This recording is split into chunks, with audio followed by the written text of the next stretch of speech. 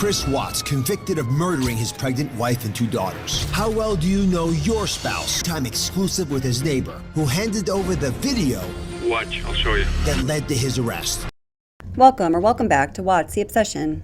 I recently stumbled upon this episode of Dr.Oz. He interviews neighbor Nate, neighbor to the Watts. They touch upon some interesting topics I think you guys would like to hear, and I hope you enjoy. Please leave a comment. This interview originally aired on January 15th, 2019. That's 4 months after this horrible tragedy happened, and just 2 months after Chris Watts was sentenced and was serving his time. It's one of the most deplorable murder prison. cases I've ever heard. A pregnant mother, Shanann Watts, and her 2 daughters, Cece and Bella, killed at the hands of her husband, their father, Chris Watts.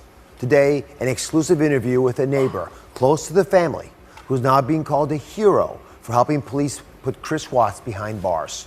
What made a man most people thought was a loving husband and dad turn into a killer? The story shocked the world.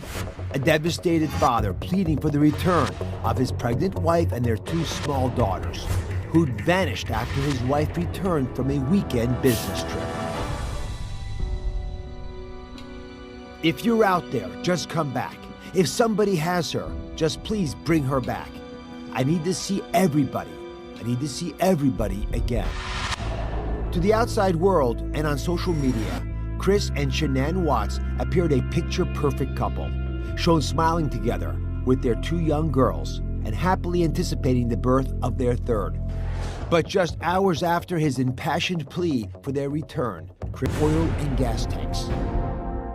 The police investigation would also uncover a secret, sordid flip side to the family man facade that included multiple mistresses, financial turmoil, and possible psychopathy. Chris Watts ultimately pleaded guilty to felony charges related to his family's murder.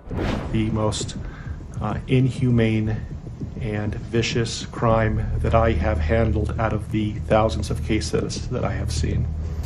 Watts was sentenced to life in prison, leaving Shanann's devastated friends and family with many unanswered questions.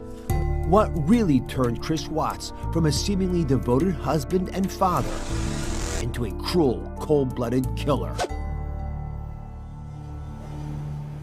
Nate joins me now. He lived next door to the Watts family. He provided security footage that was instrumental. It's a piece of evidence in the case. He joins me now in a daytime exclusive interview. When you first heard that Shanann, your neighbor, Cece, Bella, these beautiful little girls, were missing, what did you think? What went through your mind? At first, I couldn't believe that they were missing. If they were, I didn't know at the time if they were missing or not. So basically what I did was went to my security camera footage, checked it out, went back to the police and told them basically what I had, and they eventually wanted to come in and look at it. Diligent of you. I'm going to congratulate you and thank you for this, because we all have more power than we think. This is a great example. Neighbor realizes the problem, takes advantage of whatever resources he has, and you end up changing the destiny of this case. How would you describe Chris Watts as a neighbor? And if you don't mind, Shanann and the girls as well, what were they like? Chris was real quiet. He would always wave, or I'd sometimes talk to you. But he was you could tell he was kind of standoffish. There was times when he just didn't want to wave or didn't want to say anything, but usually he was nice. And Shanann was always really friendly. She came over, welcomed us to the neighborhood. The girls were always running around, laughing, having a great time. So nothing seemed out of the ordinary? No, nothing at all. And when you first looked at that security footage, and you saw that this truck had backed up in the morning that they disappeared, you never saw the kids leave, or Shanann, but you saw the truck back up. What did you think he was doing? He said he was loading tools, but I thought that was a little bit odd because I had never seen him really back his truck into the driveway ever. He always parked it out front. So I definitely thought it was kind of odd. And then when you saw him loading stuff into the cab of the truck and never anything into the back, I really thought that was definitely odd. Is that when you began to think maybe those are bodies he's actually loading into his truck? I don't know if at that point in time I thought it was bodies, but at the time I thought stuff wasn't adding up. So you showed the footage to the police, right? and then you showed it to Chris Watts. Yep. And that encounter, I should point to everybody, was recorded. You know how police have those body cams? So a police officer body camera recorded this. So take a look at what that camera showed. And this is him at 517.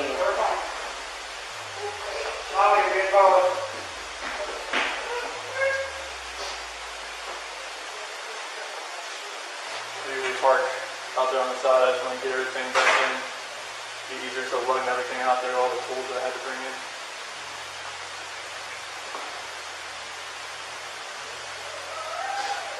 What else can I do with this?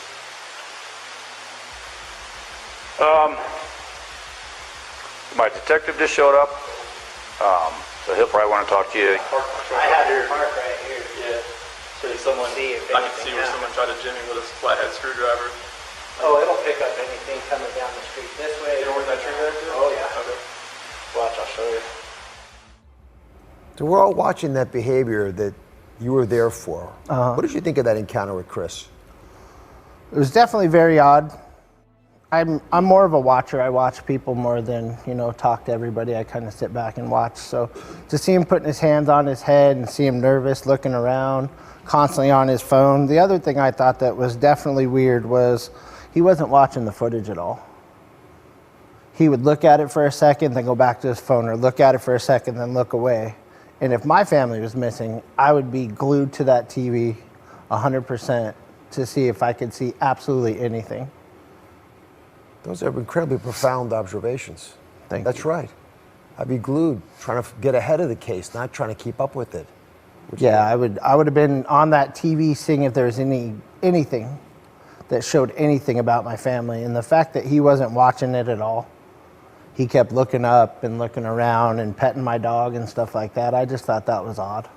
I'm going to say it again, but you reflect the power of what seems like an ordinary man. Yeah, You're not a detective. no, right? You're not a police officer. by no means. But you picked up on a lot of subtle things that I hadn't thought of till you mentioned them right there. I bet most of us hadn't. Yeah, I definitely just thought it was odd, the way he was acting, and he was kind of swaying back and forth a lot, putting his hands on his head, and he accidentally knocked his sunglasses down, and just little stuff like that where I was like, why are you so nervous? Yes. You should show more concern than nervousness. I know you've talked publicly in the past about hearing Chris and Shanann argue, and you made a commitment, which I'm proud of you for making, of not speaking about it in detail. Why? I don't want everyone to look at this case and think, oh my gosh, they argued all the time. That's not what we're focused on. I want to focus on Shanann and the girls and what a great life they had. Instead of, oh my gosh, they fought all the time. He was so mean to her. At the time, I embellished a little bit as far as they fought constantly. And I didn't want that to come out that way. It was more like they didn't fight any more than any other couple. I mean, yeah, where houses are so close, it's kind of hard not to notice when people are outside and doing stuff like that. But it wasn't like he was constantly yelling at her. He was super mean. They had a couple confrontations that I happened to see. Yeah. But it was never him being this big, huge monster. And I've just noticed on social media, they really focus on that. And that's not what I want to focus on. Yeah. It's not right for the family either. And I honor you for trying to protect them. Thank you. Up next, Nate weighs in on the rumors about Chris Watts' alleged secret relationships. And what does he think about him now? We'll be right back.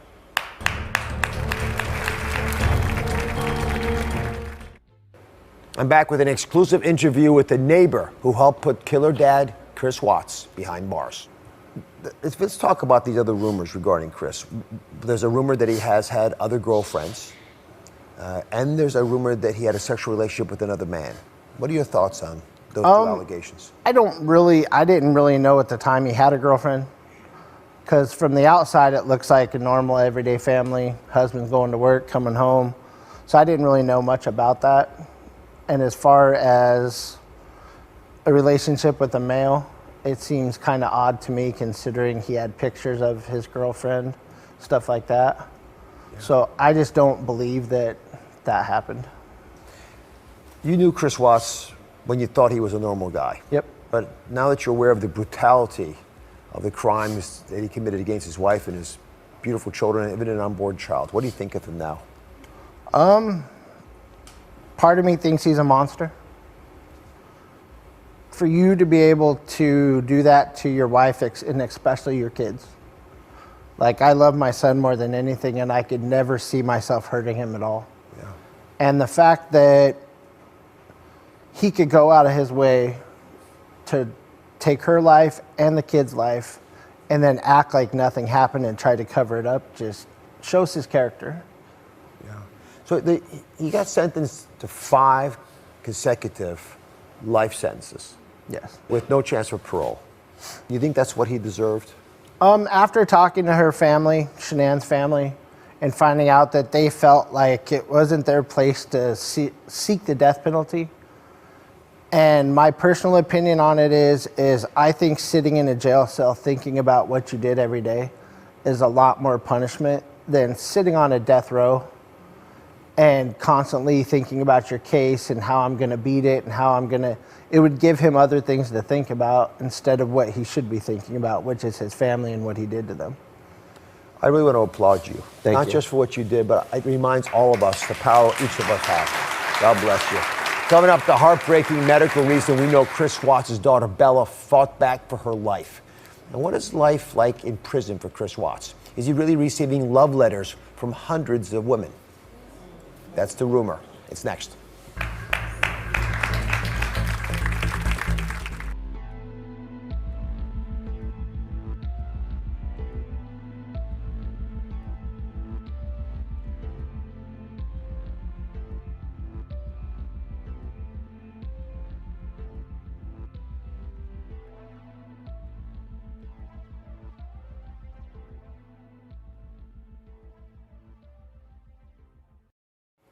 We're back talking about the horrific case of Chris Watts, who was convicted and sentenced to life in prison without parole for the brutal murders of his wife Shanann, daughters Bella and Cece, and an unborn son.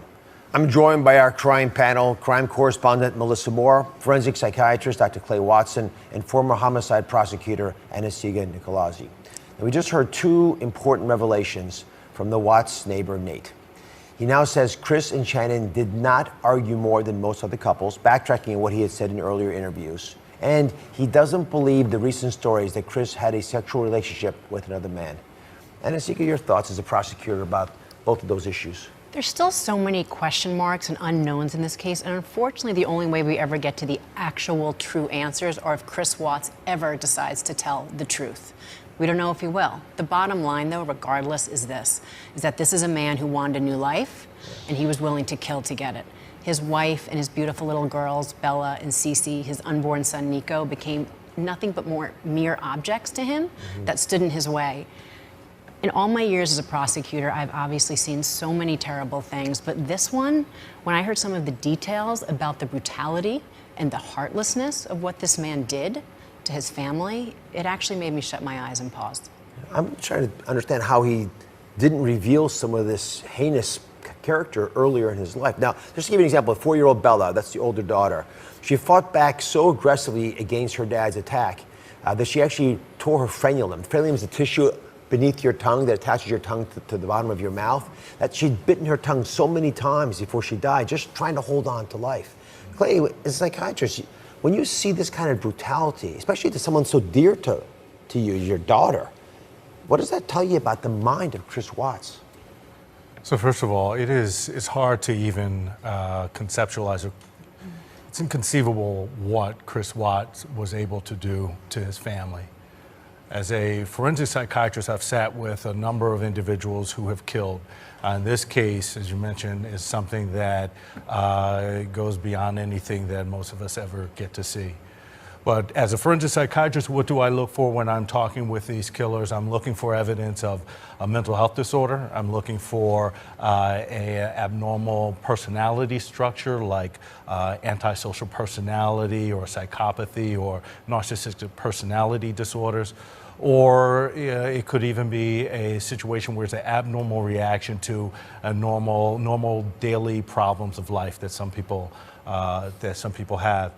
In this particular case, when there is the killing of a child by a parent, there are only a few categories, and this is one category that this would likely fit into, is the unwanted child. And In those particular cases, the unwanted child is seen as a barrier to a new life, sort of a new flourishing romantic relationship, and the parent needs to clear that barrier in order to move forward. But also, Dr. Clay, I noticed he wasn't wearing his wedding ring in some of the footage already. So even when he's talking to the public, he didn't have his wedding ring on. And when he was talking to the public, I didn't see any strain on his face. I didn't see any puffiness or bloodshot eyes. You know, something that I would think you'd be crying a lot at night. You'd be devastated. And no bags under his eyes from lack of sleep. I mean, those are some of the physical things I saw from him. And when we talk about manipulation, and that's a great point, that is probably the least of the transgressions. We know what he's capable of. He has carried out the most inhuman acts possible. So now the manipulations, the lies, the everything to cover up after, those are easy hurdles now. That's the least of his transgressions. Everything that most people are unable to even conceive of, he's able and has done. And so the manipulation is just part and parcel. So Chris's sentencing, Shanann's parents and Chris's mom all spoke. It was very, very emotional. Who gave you the right to take their lives? You monster. Thought you would get away with this. To my son Christopher, we have loved you from the beginning, and we still love you now. So Melissa, you live this in part because your father's a serial killer. How are Chris's and Shanann's families coping with this, the brutality of how this was done? Are they even speaking to each other? Well, from my experience working with families, it takes a long time to talk to each other, but I hope that they are talking to each other because Chris is not giving very much information. And I feel like together, if they were to communicate, I know they have a lot of questions and they want answers, but I think some of them could answer some of the things for them because I think Chris gave some puzzle, like little fragments to one family member and then to another family member, and maybe together they can come up with some answers, together. But I think what's interesting is watching that footage and watching his face. Mm-hmm. When I watched him in trial, he was looking down and he only cried when his mom spoke and said, "We still love you." When it was about him, that's when he started crying. Crying for himself. Mm-hmm. Crying for himself. Anastasia, the mistress. I understand she's been cooperating fully with police. By all accounts, she has been completely cooperative with law enforcement. This is a woman who worked with Chris Watts, and his story to her was that he was separated in the process of a divorce, which we all know now is far from the truth. She herself, reports say, that she went to the police when she learned that Shanann and the girls were missing. She went first. She went first. And there are also these reports, and Melissa, I'll address this to you, that women all over the country are writing this man, frankly from all over the world, love letters. Love letters to this man. You've been digging into and have obtained some exclusive information about what he's going through in jail. Right, and what's his daily life like? Yeah, that doesn't surprise me that women are reaching out to him. I mean, look at Scott Peterson. I mean, he's going to be in that same line and getting money in his commissary and being supported. I think for women on the outside that are attracted to guys like this, they're safer, I guess. But also the fact that they can save them, that they can maybe turn their lives around. They'll be the one that rescued them. And I've seen that in the case with my father even. I've seen letters that he's received. I know he got visitation from multiple women, models, some celebrities even too. As far as Chris being in prison, I've heard from my sources that he was booed by the other inmates when he entered, that also he's becoming despondent, that he's starting to realize the gravity of his sentence. And some people will say, oh, he's feeling remorse for the crimes. I don't think that at all. I think he's definitely understanding that this is a life sentence and there's no way out of it. Also, I've heard that he was moved from Colorado prison for the safety of himself, but also, some people might think like, well, who cares about his safety? Look what he did to his kids. But it's really also for the safety of the staff, the guards, because if they have to break up a fight or attack, then they're in harm's way. The lowest of the low is killing your own offspring. I know. Right, and there's a hierarchy too. Yeah. There is a hierarchy in prison where men who attack their children or pedophiles are the lowest of the low. So even this is a high-profile case, so he's got a target on his back. Thank you for your wonderful insights. Coming up, another shocking story of a missing Colorado mom. And now her fiancé is charged with her murder. What happened to Kelsey Bereth? That's next.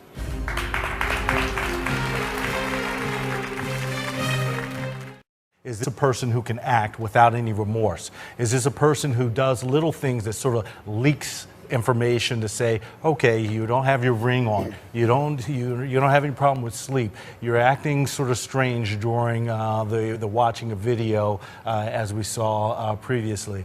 But the other piece that's important here is the brutality in which he carried out these killings. And again, it's hard to imagine that a father and a husband can do these things, but the brutality that can come usually comes in these killings from a high emotional state. And that emotional state may be due to extreme panic or anger or extreme resentment. But here, I mean, tell me if you would agree with this, client, doctor. This man is so cold and calculated. Most people want to move on. They know they can go and get a divorce. Yeah. Here he decides he doesn't want to be tethered with alimony, visitation. And so what he decides to do is to take their lives of these people that were supposed to be those that he cherished the most. The nucleus around them. But what's haunted me the most is that he was able to sleep at night with his girls in those oil bins. And I heard from the authorities when they tried to retrieve the little girls that one of the little girls' hands degloved. That, I mean, there's moments in cases that are there's just parts of cases that stick with you, and I think for those, the people who had to retrieve them, that they have to remember that, you know. You think that Chris Watts would be unable to do things most of us can do just without eating at him. Mm-hmm. He was interrogated for hours by police before finally admitting to his own dad that he killed his wife. Look at this gripping footage.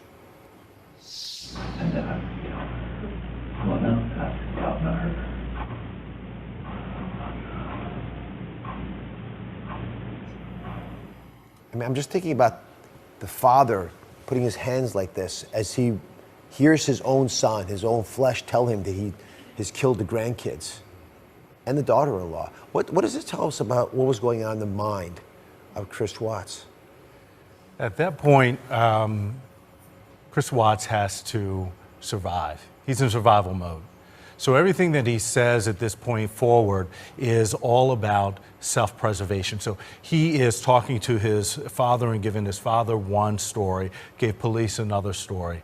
And in all of it, and very much similar to the killings and the disposing of the body, everything is about his wants and needs above all else. So he's going to do what he needs to do because he wants to realize a new life. He can't realize the new life without telling more lies. And so if we go through all the steps that was necessary from the time of planning the killings, to carrying out the killings, to disposing of the bodies, to then trying to avoid detection, most of us, the vast majority of individuals, are not capable of the degree of compartmentalization that's needed to carry out those things. And now he is being interrogated. And he has to be able to come up with a story, and that story is all about his own self-preservation, so he can move on to his new life. But don't you think there was manipulation there too? Because if he tells this to his father, then his father will somehow have a twist of empathy, like he was trying to keep his parents on his side. But it's really something that as prosecutors we always say that at the certain points that a defendant or suspect will admit what they have to and deny what they can. He knows the gig is up. He knows they're going to know something basic. So what can he quickly switch gears and tell a story that maybe gets him out of most of this? So that's what you almost see. He wants this new life. He knows that he's not going to walk away scot-free. So he came up with a new story that he tried to enlist his father's support. And the story was that his wife had actually already killed the kids. Exactly. Right. So you hear my wife is the monster and I, as this loving father, snap when my children have been taken from this woman, and now out of my state of just incredible anger at what she did to my children, now I went ahead and killed her.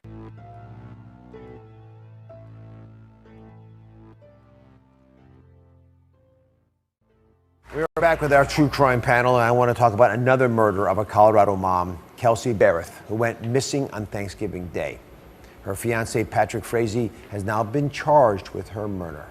And Kessinger, you've prosecuted many successful cases. What's going on in this? What would you be thinking in this murder investigation?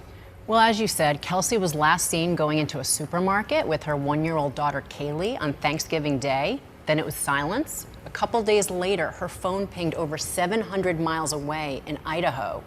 Same day, her employer gets a text that she's not going to be in work the following week. From her phone? Her ostensibly. phone. Then nothing. Just complete, no one knew anything. Fast forward now to December 21st. Her fiance, Patrick Frazee, was arrested for her murder. Very important to note that her body has not, and at that point certainly hadn't been found. He was charged with 2 counts of murder, one under the theory that he intentionally killed her, the second that he killed her during the course of another crime, in this case robbery, and interestingly there's 3 other counts of solicitation to commit murder, that he enlisted or tried to enlist the help of another person on 3 different occasions to help him kill Kelsey or to kill her after his home was searched. Now, this is a case that is, new developments are coming almost daily, and some of the most latest and biggest are that in Idaho, a woman has been looked at as possibly being the one who helped them dispose of this phone. Looking at her more, there are reports saying that she, as a nurse, is someone who had a relationship with Patrick going as far back as 2016. And the breaking news is that a couple has come forward from Idaho to say that they, as far back as October, were told by an employee of theirs that she had been contacted by another woman to say that a man named Patrick was looking for her help to kill his fiance. And it was only when they saw Kelsey's mother imploring the public to help find her daughter that they started to put the pieces together. They contacted the FBI. 4 days later, he's arrested. So it makes a difference. When you guys speak and see things, it matters.